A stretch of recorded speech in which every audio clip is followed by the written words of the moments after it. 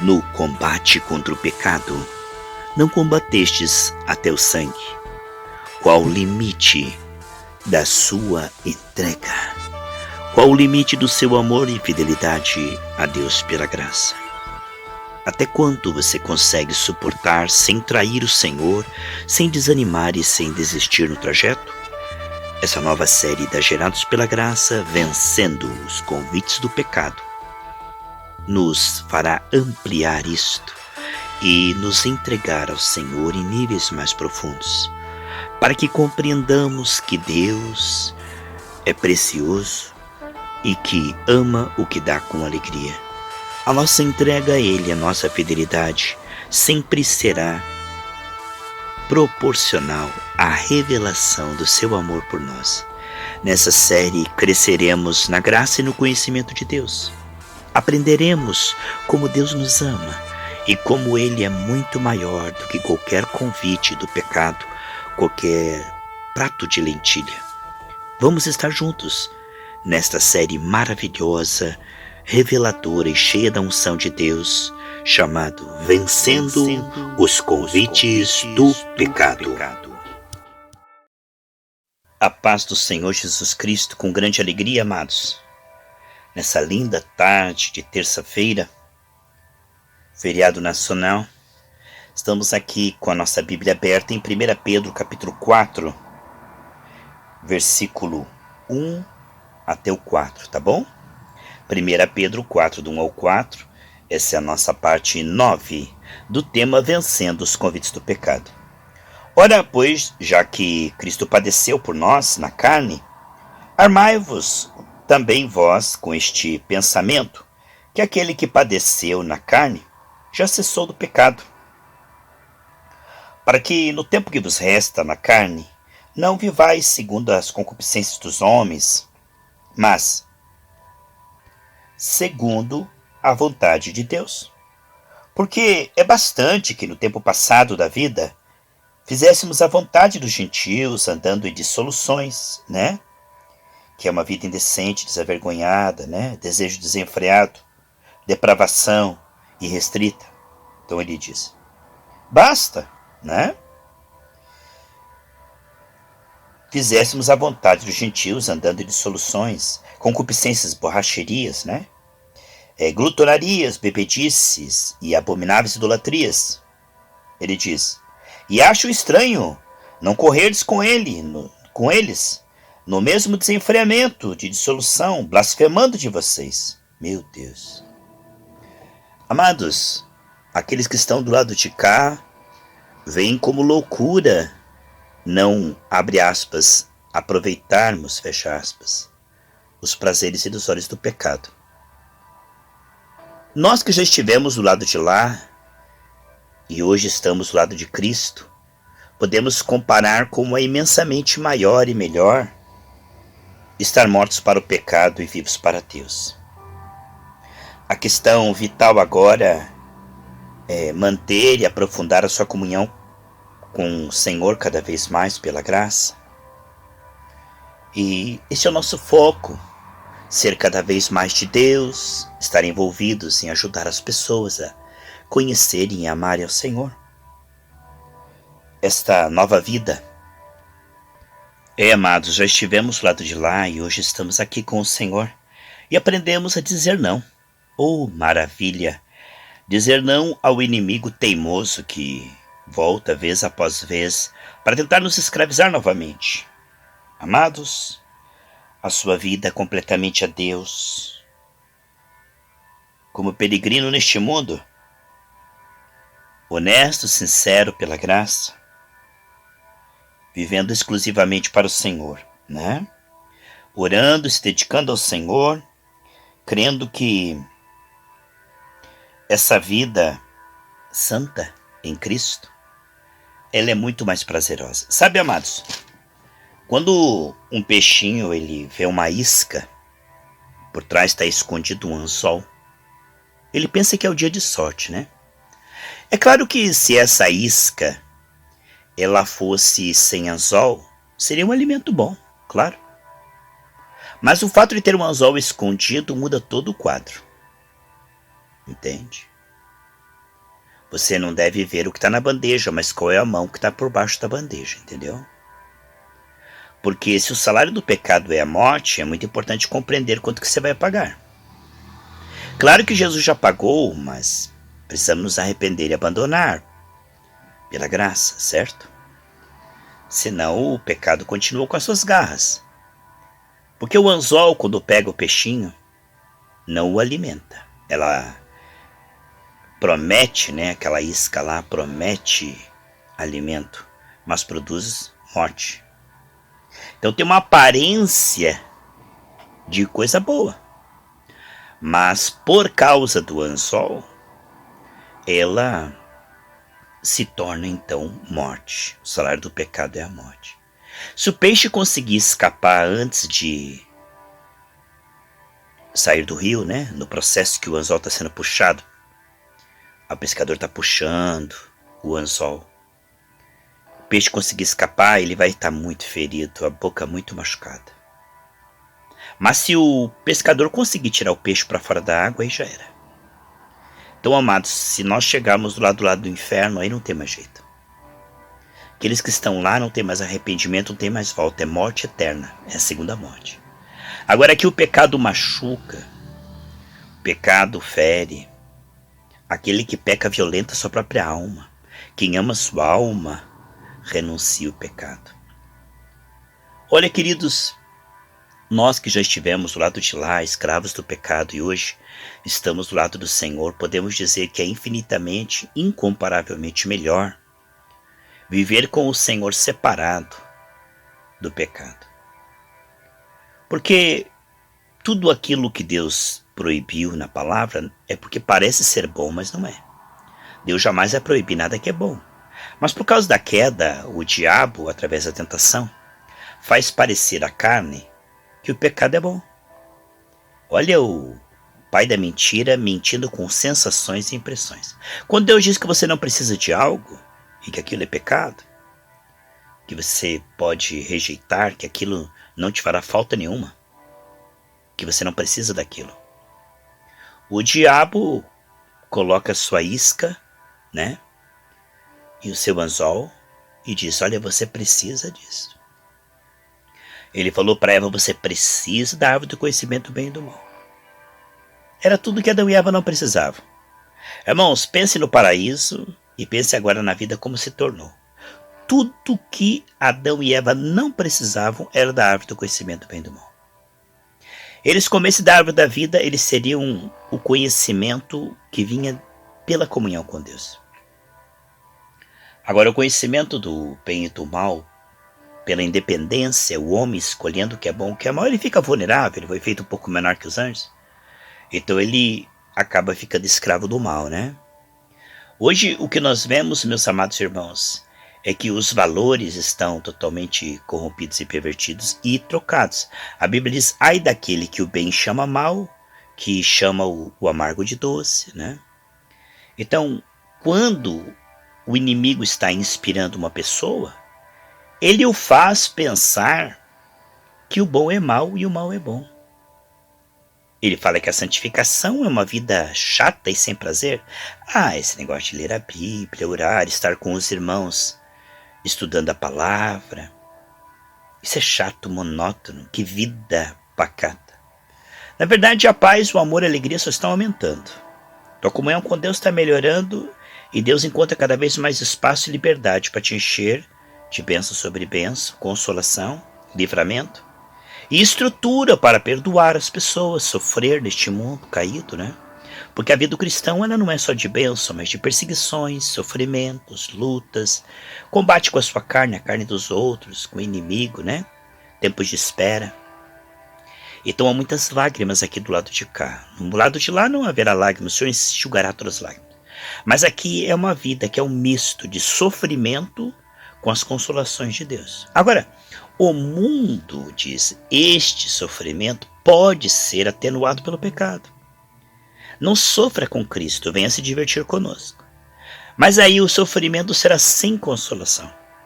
Porque com Cristo nós sofremos, né?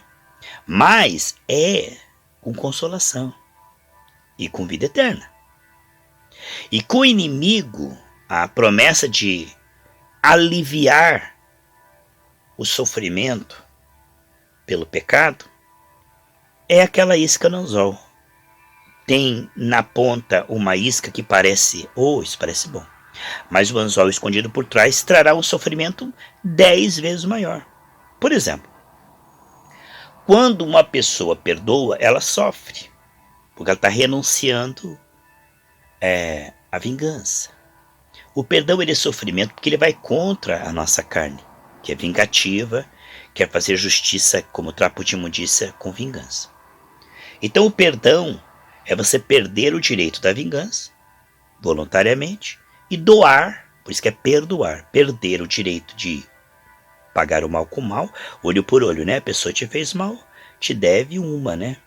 Então é perder o direito da vingança, colocar na mão do Senhor, e doar o amor, perdão, a bondade.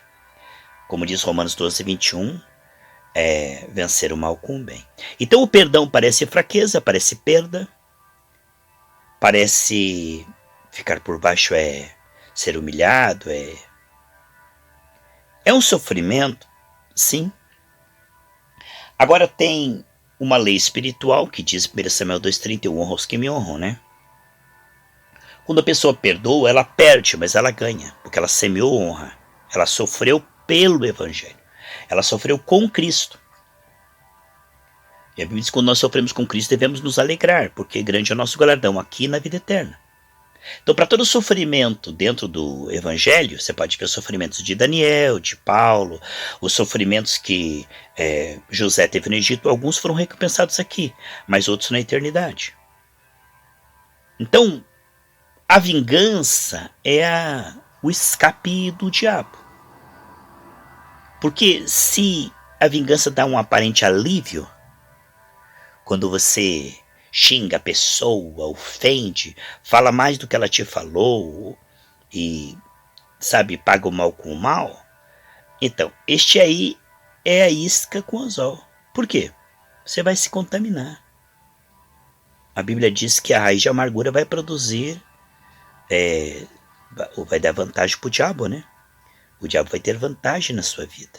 Olha a legalidade que você dá por esse desabafo, entre aspas, satânico. Então ele diz, faz isso. Por quê? Porque a isca vai entrar através deste, abre aspas, alívio e refrigério no pecado.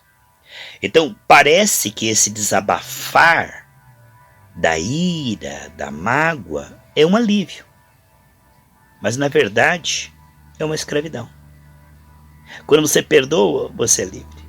Mas quando você tem mágoa e se vinga, parece um desabafo, mas na verdade o anzol entrou. Quando Jesus estava na cruz, o diabo disse, desce da cruz. Se ele descesse da cruz, ele sentia um alívio tremendo, porque aqueles pregos estavam doendo muito. Mas se ele descesse da cruz, ele perderia a autoridade. Se ele ficasse na cruz, ele teria autoridade para dar, vencendo o pecado com a morte de seu corpo, né? Então, o descer da cruz é alívio para a carne, temporário, mas é prisão para o espírito. E sofrer com Cristo por um pouquinho, mas tem galardão eterno. Olha que coisa tremenda, sofrer com Cristo ou sofrer com o diabo. Quando uma pessoa cede ao pecado, é um aparente alívio. Se ela, ao invés de renunciar ao pecado, ela ceder ao pecado, parece que agora está se divertindo. Mas junto com aquela pequena isca, vem um grande anzol que vai prender a alma dela. E se ela não souber escapar, porque ela vai ficar viciada, né? Como perguntaram para o Philip Yancey, se eu pecar com a minha namorada, Deus me perdoa? Philip Yancey falou, sim, ele perdoa, mas você não vai querer o perdão. Você vai ficar tão viciado que você vai querer mais e mais e mais. Então, quando a pessoa, ela revida a contenda, ela cai na tentação do ódio, ela está no caminho do diabo. Mas o perdão, ele parece loucura para a carne. Quando o homem renuncia, um jovenzinho renuncia às drogas, prostituição, parece que ele está perdendo, mas na verdade ele está escapando de vários anzóis. Porque com Cristo ele vai ter um casamento abençoado, honrado e próspero. Quer dizer, perder para ganhar, né? Meu Deus, que investimento tremendo. Quando uma pessoa está passando uma prova, né? E ela sofre calado, ela não murmura, não desanima, né? Continua meditando na palavra, continua orando, continua ali sem entender, mas continua se consagrando dia após dia, mês após mês, ano após ano. É sofrimento. Então, sofrer por esperar em Deus se consagrar tem galardão. A Bíblia diz: entregue com fio, mais ele fará. Agora, se a pessoa murmurar, chutar o balde, parece que teve um alívio, né? Mas o anzol entrou, irmãos, através da rebeldia, através da murmuração. 1 Coríntios 10:10. Aquele povo no deserto murmurou e foi morto, né? Então o diabo ele quer nos colocar contra Deus. Seja pela ingratidão, murmuração, seja pelo pecado não confessado, seja pela mágoa, ressentimento, inimizade, né?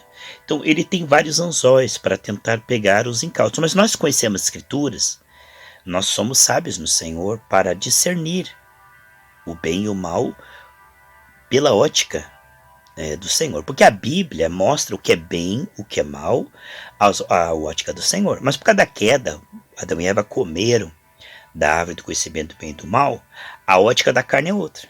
Então quer dizer, há agora o que os teus sentimentos, desejos e pensamentos carnais dizem que é bom e o que a Bíblia diz que é bom. Eu, se fosse você, ficaria com a Bíblia. É melhor, sabe, Deus é mais sábio que nós.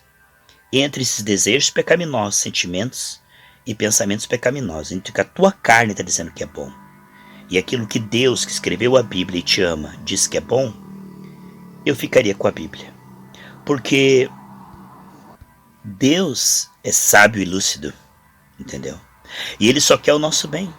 Quando Ele diz que algo é mal e a nossa carne parece bom, aí nós vemos que o diabo mente por sensações, como fez com ela. Algo que parece mal, mas que Deus diz na Bíblia que é bom, então, sabe, ficar em linha com a palavra nem sempre fará sentido nisso processo, porque a pessoa que é carnal é um contraste, sabe? É como você pega um negativo de uma foto, tudo que é escuro no negativo, na foto é claro. Então, o homem ficou tão diferente do que ele foi criado, né? Adão gerou segundo a sua raça caída, que o ser humano não consegue pensar que a Bíblia está certa. Não faz sentido. Claro que à medida que o Espírito Santo vai trabalhando no meu e no seu coração, essas coisas vão fazendo mais e mais e mais sentido. Mas é que no início do processo, a alma está tão mergulhada nas trevas, tão influenciada, cegada, hipnotizada, tantas fortalezas na mente, que a Bíblia diz: bem-aventurado aquele que não se escandaliza com a palavra genuína. Porque a pessoa chega na igreja: eu quero uma cura, eu quero uma namorada, eu quero uma bênção financeira, um emprego. Ela vem ali: eu quero aqui uma música legal, quero fazer uns amigos aqui na igreja.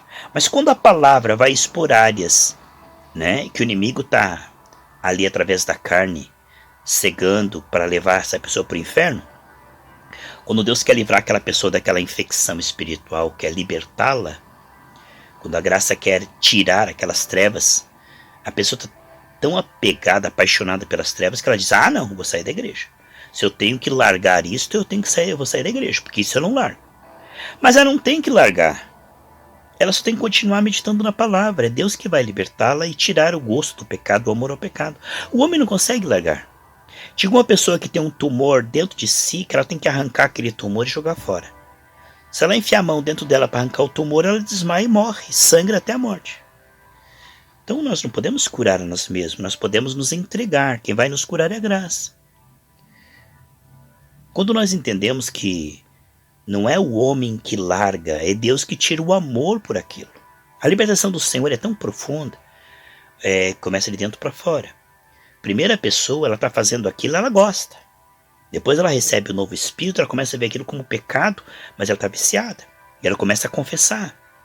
E aí não quer apenas o perdão, ela confessa, mas ela não quer mais fazer aquilo. São níveis. Ela não quer só o perdão, ela quer parar com aquilo. E ela vai se humilhando e vai fazendo cada vez menos. E chega uma hora que ela reina sobre aquilo, ela não faz mais. Aí o processo chegou à maturidade onde ela pode ajudar outros. Pedro, quando tu te converteres, ajuda, passeia dos seus ovelhas. Aí ela chegou à maturidade. Aquela pessoa imatura que estava caindo em pecado agora compreende que ela tem a graça para vencer o pecado, não como desculpa para continuar pecando, né? Então nós vemos, queridos e amados irmãos, que é lindo demais o trabalhar da graça. Quando diz a viva sua obra ao longo dos anos, o trabalhar da graça é tão lindo, não é debaixo de culpa, não é pulando fase, a pessoa chegar na igreja bebendo os cacos e no outro dia ela... Existe casos de libertações dramáticas assim. De um dia a pessoa está bebendo e recebe a imposição de mãos, sai todo mal, nunca mais ela bebe. Mas tem pessoas que elas vão ter uma luta, um processo, onde ela se conscientiza que aquilo está fazendo mal. E com o tempo ela vai entregando o coração e Deus vai colocando nojo naquilo. Até que chega um tempo que ela não consegue mais beber porque ela diz, eu não preciso disso. Eu tenho uma alegria no Senhor que é muito maior. Eu não vou estragar o meu corpo, a minha saúde. Eu não preciso deste álcool para me fazer bem, eu já estou bem. Então veja que Deus veio entrando e substituindo aquele pecado, preenchendo o coração. E agora a pessoa está apaixonada por Jesus Cristo.